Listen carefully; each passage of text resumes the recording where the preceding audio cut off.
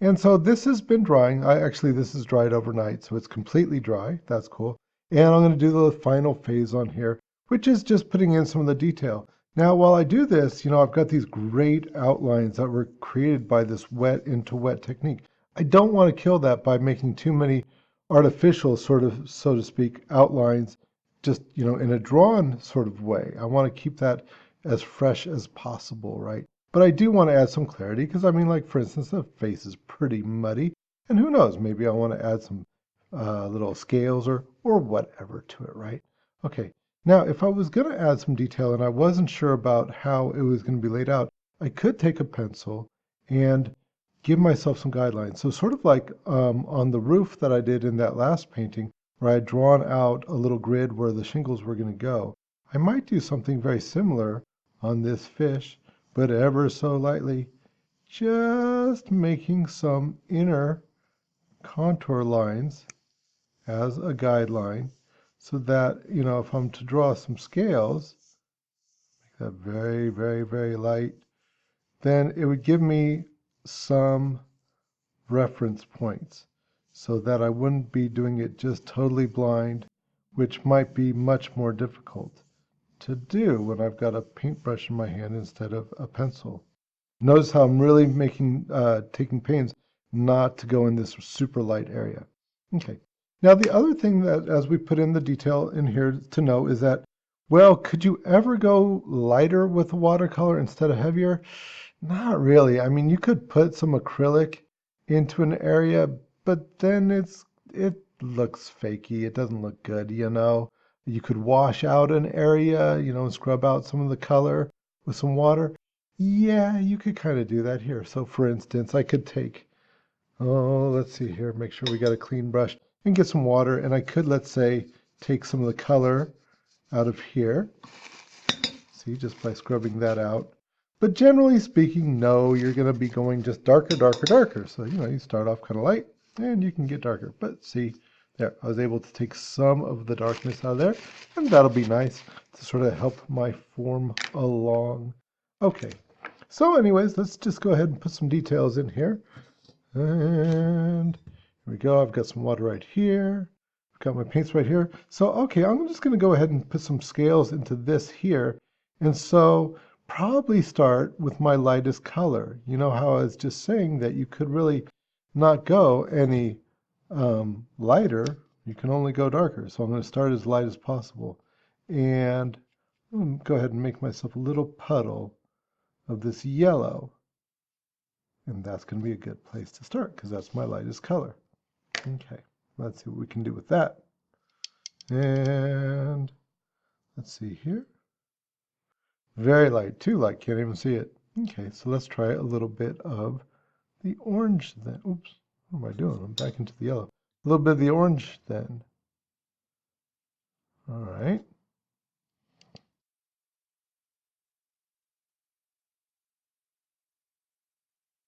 Yeah, I can see that a little bit. And do I want to draw every scale? No, probably not. Just give a little bit of an impression of some scales, really. Just, and I'm kind of following my guidelines that I just drawn with the pencil so that those guidelines should be a little bit less noticeable. And just basically drawing, just drawing with the paintbrush. You can see it's a very, very skinny paintbrush right there that we're working with. Okay. And just giving an impression of those scales. That'll be good enough. See, I'm even going to take the complementary color here of this purple and just give it a little bit right here. Not really complementary of the orange, but of the yellow right there. I want to be accurate. Okay, just a little bit. Just, that little bit. Not much, not much. Okay. And so, maybe I can work into these fins just a little bit. Just giving it this littlest sort of indication of some sort of structure. That's all. Not a lot. Not a lot.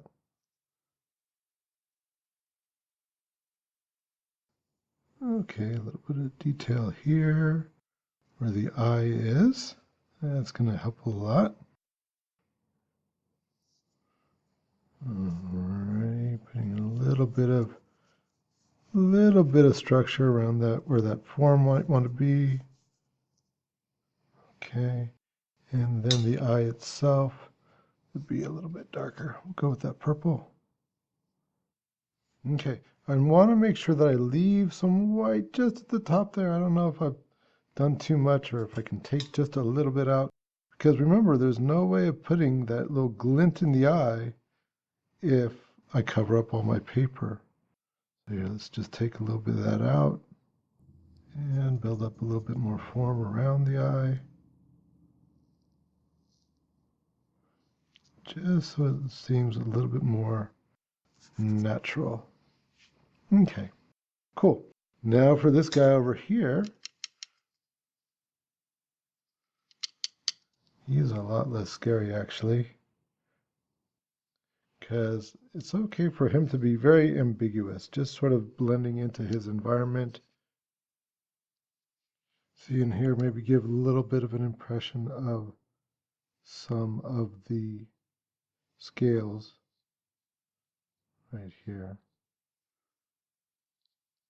That'll help separate out this fin without having to destroy or define that too much. In other words, destroy the nice watercolory effects that we're getting there. And maybe even switch it up to a little green. Why not?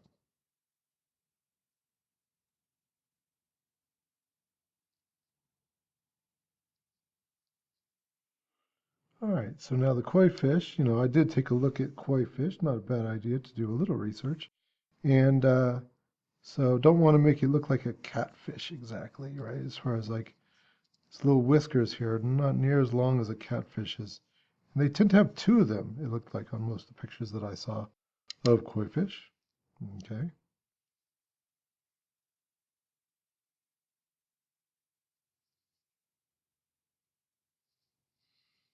And using that water just to soften that up a bit.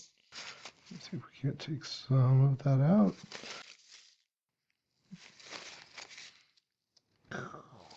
There it goes. Alrighty then. We got this here.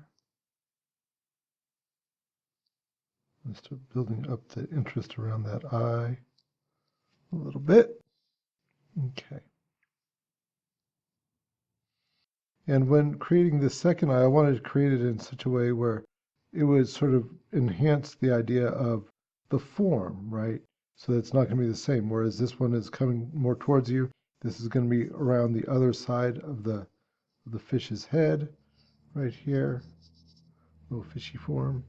Okay, let's soften that up a little bit. It's getting a little bit too liney. We don't want to get too liney on that. Just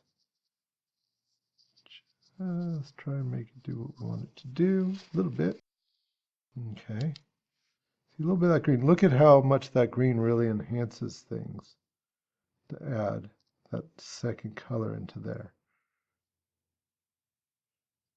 Once again, you're using values. Maybe the green isn't quite as dark as the purple, or maybe it's darker in some areas. And value is really changing things up a little bit. I'd like to use the green more than I would black. I really want to save my black until there's just nothing else I can do. There we go. Nice thing about the watercolor is you can oftentimes soften things a little bit, but oh, you see, black looks just so unnatural. See, maybe even a little bit of green in here. Help that out a little bit. Gotta watch out for black. Very unnatural color, black, when it comes to that painting.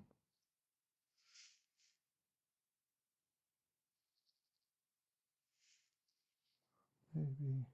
See, so instead of going black in here, maybe a little bit more of that green, more purple, something like that to get it darker.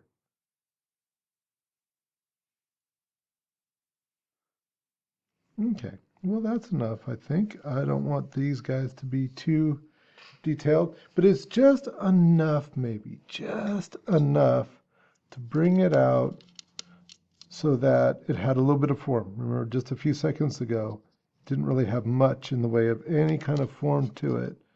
And now, well, now it's a couple fish. Okay, cool, good enough.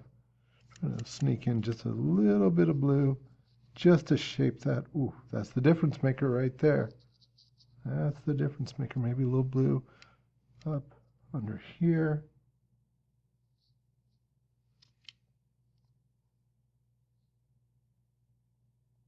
Yeah, there we go. And before I wreck it, I should just stop. Ooh, maybe just a little bit. Can't help myself.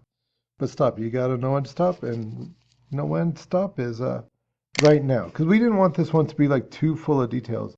You know, if you make yours full of details, cool. I'm all about that. You can do a lot of really detailed stuff with watercolors.